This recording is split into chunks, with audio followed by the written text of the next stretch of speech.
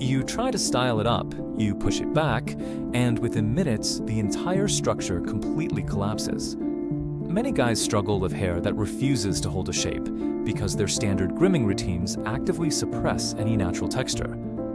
Generating natural waves requires no expensive chemical treatments.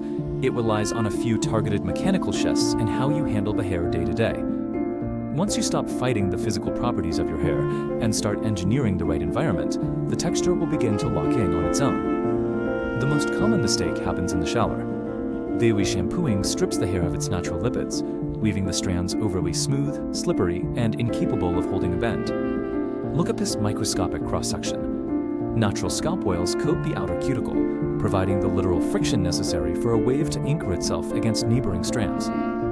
To maintain this friction, reduce shampooing to 2 or 3 times a week. Use plain water or a light application of dry shampoo on off days to keep the scalp fresh while leaving that functional oil intact. Even with the right amount of friction, the hair cannot move if it is too heavy. Cutting the hair to a single, uniform length creates a weight distribution that forces every strand to stay straight. This diagram shows the mechanics of the cut. On the left, uniform length acts as an anchor. On the right, cutting the hair into multiple overlapping layers removes that dead weight, allowing the shorter strands to spring upward with natural lift. Without natural oils for base grip and strategic layering to eliminate the bulk, styling products will simply fail against the pull of gravity. Once the foundation is set, stop using combs. Dragging rigid parallel teeth through the hair forces it into straight lines and destroys any volume that was beginning to form. Instead, use your fingers.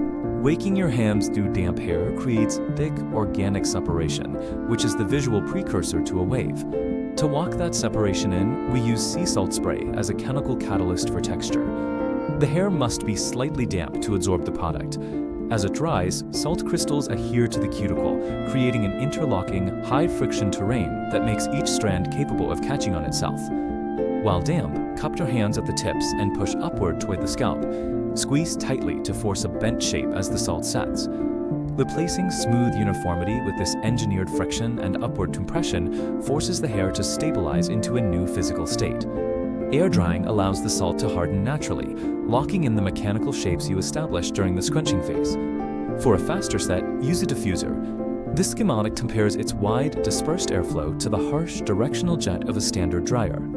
The diffuser dries the product using low heat and gentle air, meaning it won't physically blow the freshly formed waves apart before they can set. These methods provide a temporary texture that resets every time you wash your hair.